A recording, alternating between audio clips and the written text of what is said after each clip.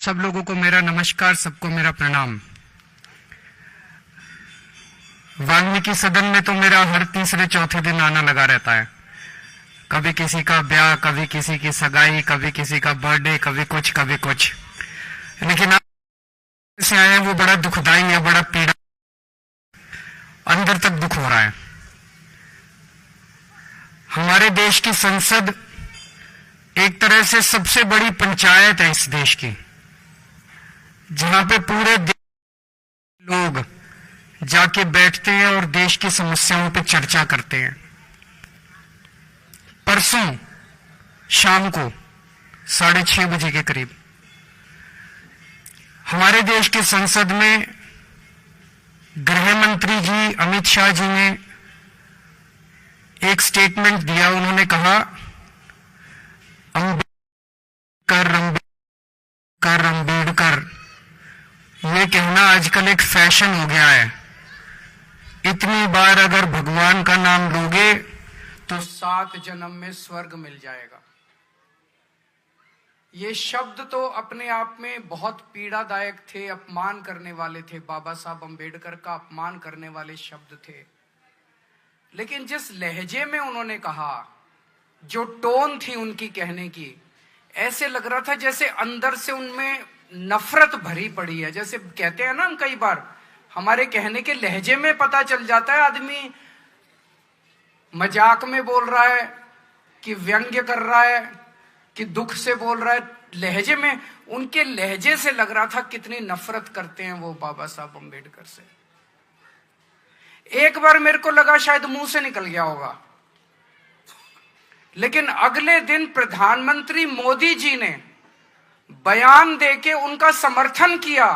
अमित शाह जी का, जो अमित शाह ने पिछले दिन बोला संसद में, मोदी जी कह देते भाई ये जो बोला मैं इससे सहमत नहीं हूं, चलो हम मान लेते। हमें लगता भाई अमित शाह के मुंह से निकल गया होगा।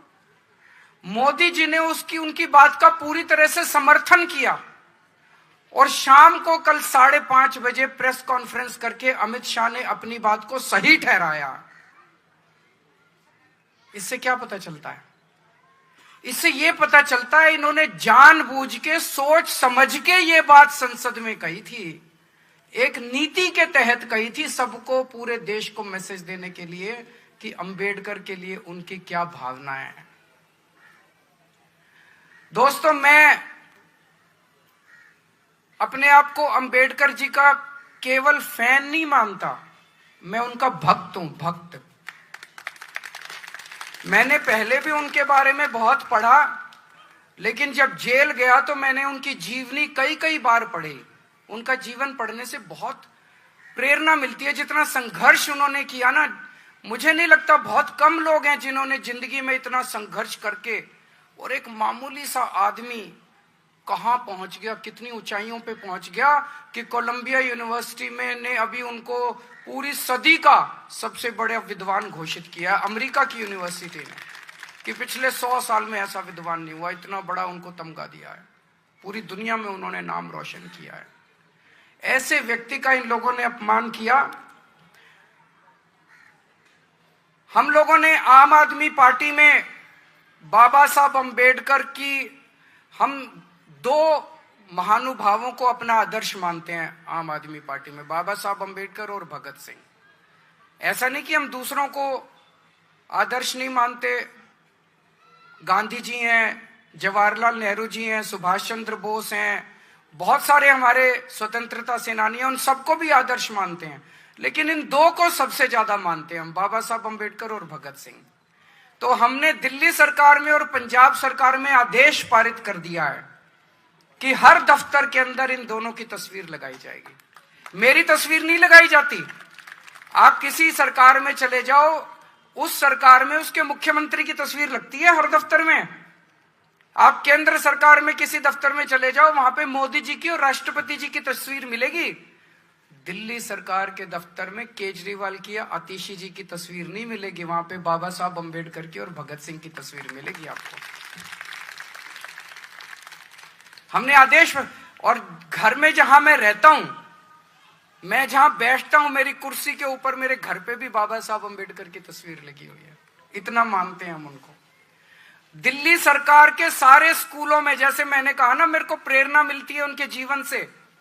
स्कूलों के अंदर, सरकारी स्कूलों के अंदर, दिल्ली सरकार के सरकारी स्कूलों के अंदर हमने बाबा साहब जीवन को पढ़ाना चालू कर दिया, ताकि हर बच्चे को उनके जीवन से प्रेरणा मिल सके।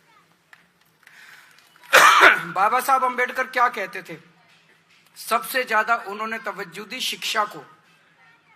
उन्होंने बार बार बोला, समाज के लोगों को बोला कि अपने बच्चों को पढ़ाओ, अच्छी शिक्षा दो, तभी समाज आगे बढ़ेगा। बोला था कि नहीं बोला था? आज सबसे ज्यादा तवज्जो हमने शिक्षा को दी है। दिल्ली के सरकारी स्कूल इतने अच्छे कर दिए कि अब मेरे दलित समाज के, मेरे वंचित लोग, मेरे पिछड़े लोग, आज उनके बच्चे डॉक्टर बन रहे हैं, इंजीनियर बन रहे हैं और बड़े बड़े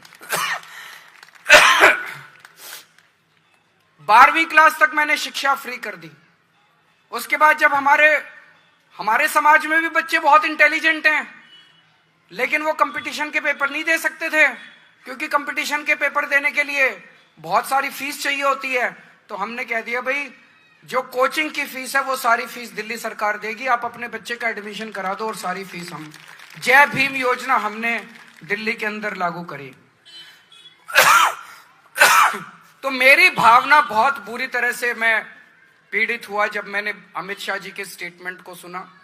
और मैं समझता हूं मेरे जैसे करोड़ों करोड़ों लोग हैं जिनको पीड़ा पहुंची होगी। पीड़ा पहुंची कि नहीं पहुंची? सबको दुख हुआ। किस किस को दुख हुआ उनका? अमित शाह जी का बहुत दुख हुआ सब लोगों को वो स्टेटमेंट।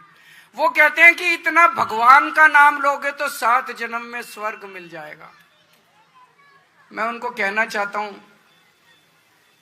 बाबा साहब अंबेडकर आधुनिक भारत के भगवान से कम नहीं है। आधुनिक भारत के भगवान है वो। मुझे नहीं पता मरने के बाद स्वर्ग मिलता है कि नहीं मिलता, लेकिन जैसा भी संजय सिंह जी ने कहा कि अगर बाबा साहब अंबेडकर नहीं होते और बाबा साहब अंबेडकर ने यह संविधान नहीं बनाया होता, तो भाई साहब आज इस देश के अंदर दलितों का, वंचितों का, पिछड़े लोगों का जीना मुश्किल हो जाता। स्वर्ग तो बहुत दूर की बात है, उन्होंने जीने का अधिकार दिया है हम लोगों को। आज ये जो बीजेपी वाले आजकल झुग्गियों में जा जाके रह रहे हैं, इनका मन नहीं करता झुग्गियों में जा जाके रहने को। कोई मन से नहीं जाते, ये मजबूरी है इनकी झुग्गियों में जाके रहना। और क्यों मजबूरी है? बाबा साहब अंबेडकर का संविधान मजबूरी है। कैसे? आप पूछोगे कैसे? संविधान में उन्होंने वोट का अधिकार दिया है। जब संविधान बन रहा था, संविधान सभा के अंदर चर्चा हुई, चर्चा में बातचीत उठी, भाई वोट का अधिकार किसको मिलना चाहिए? उसमें कई लोगों ने कहा कि वोट का अधिकार केवल पैसे वालों को मिलना चाहिए, गरीबों को नहीं मिलना चाहिए। उसमें कई लोगों ने कहा कि वोट का अधिकार पढ़े लिखों को मिलना चाहिए, अनपढ़ को नहीं मिलना चाहिए। ये 2 बातें उठी थी। एक तो ये कि गरीबों को नहीं मिलना चाहिए, और एक ये कि अनपढ़ लोगों को नहीं मिलना चाहिए। बाबा साहब अंबेडकर अड़ गए संविधान सभा में।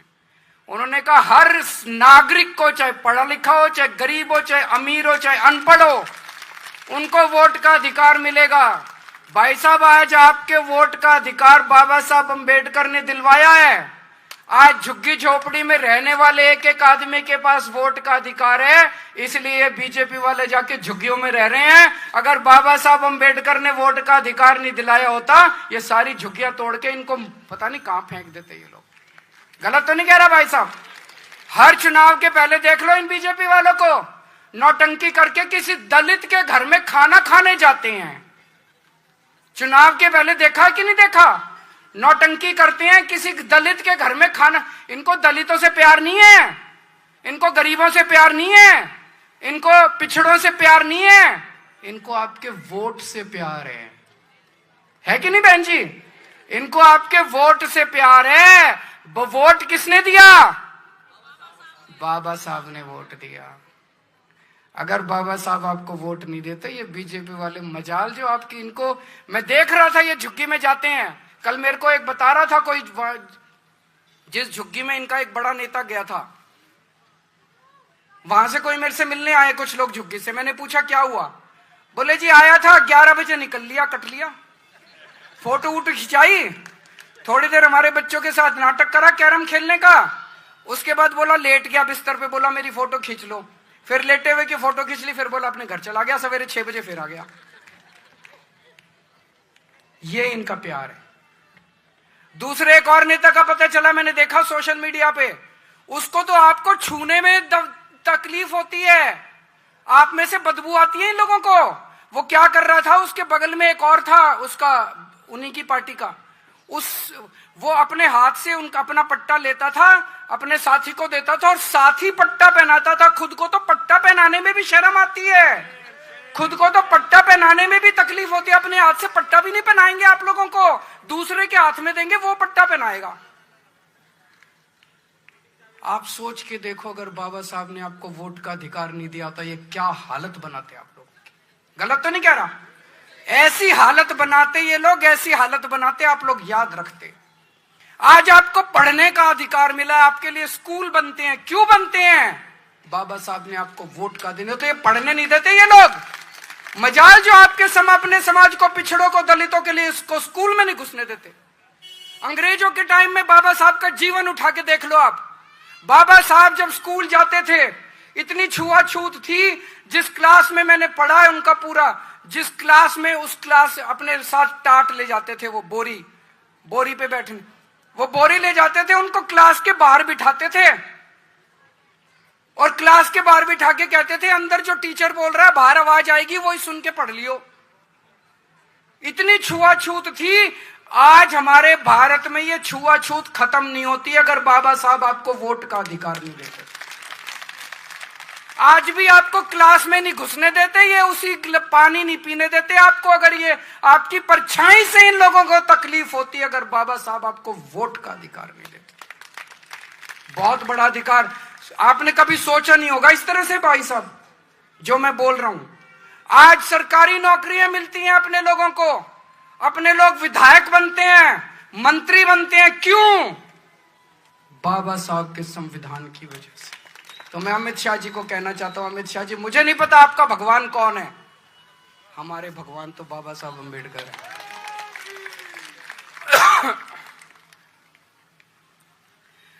इन्होंने हमारे भगवान का अपमान किया है। ये सावरकर को मानते हैं, मानो, हमें कोई तकलीफ नहीं, जिसको मर्जी मानो तुम अपना भगवान।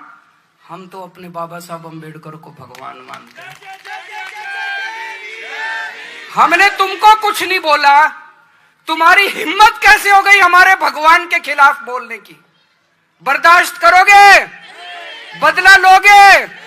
लेना पड़ेगा बदला, चुप नहीं बैठेंगे। मैं तो नहीं बैठूंगा, कम से कम मैं तो नहीं बैठूंगा। घर घर जाऊंगा, मैं घर घर जाऊंगा, घर घर जाके लोगों को जागृत करूंगा, लोगों को इकट्ठा करूंगा। दोस्तों, अब टाइम आ गया है, आपको चुनना पड़ेगा। अब बाबा साहब से प्यार करने वाला आदमी बीजेपी से प्यार नहीं कर सकता। या तो बीजेपी से प्यार करते हो या बाबा साहब से प्यार करते हो। गलत तो नहीं कह रहा? या तो आप बीजेपी से प्यार करते हो या बाबा साहब से प्यार करते हो। कोई ये कहे मैं बाबा साहब से प्यार करता हूं और बीजेपी को वोट देता हूं, नहीं हो सकता ये। इसका मतलब झूठ बोल रहे हो आप। बाबा साहब से आपको चुनना पड़ेगा, चाहे बाबा साहब और चाहे जो बाबा साहब से करे प्यार वो बीजेपी को करे इनकार। जो बाबा साहब से करे प्यार वो बीजेपी को करे इनकार। अब एक बार सारे जने खड़े हो जाओ, हम एक शपथ लेंगे सारे जने। मैं एक एक लाइन बोलूंगा, आप मेरे पीछे पीछे बोलोगे। बीजेपी ने हमेशा बाबा साहेब और उनके द्वारा लिखे गए संविधान का अपमान किया है। संसद में बीजेपी ने बाबा साहब का घोर अपमान किया है। मैं बाबा साहब अम्बेडकर जी को अपना आदर्श मानता हूं और इसीलिए शपथ लेता हूं कि मैं हर स्तर पर बीजेपी का विरोध करूंगा। बैठ जाओ।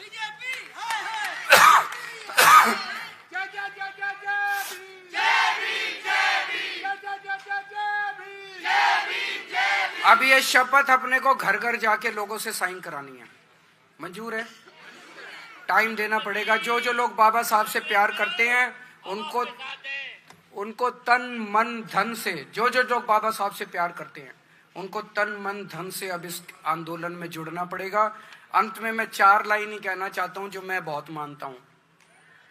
रुतबा मेरे सर को तेरे संविधान से मिला, ये सम्मान भी मुझे तेरे संविधान से मिला। औरों को जो मिला वो मुकद्दर से मिला, मुझे तो मुकद्दर भी तेरे संविधान से मिला। जय भीम।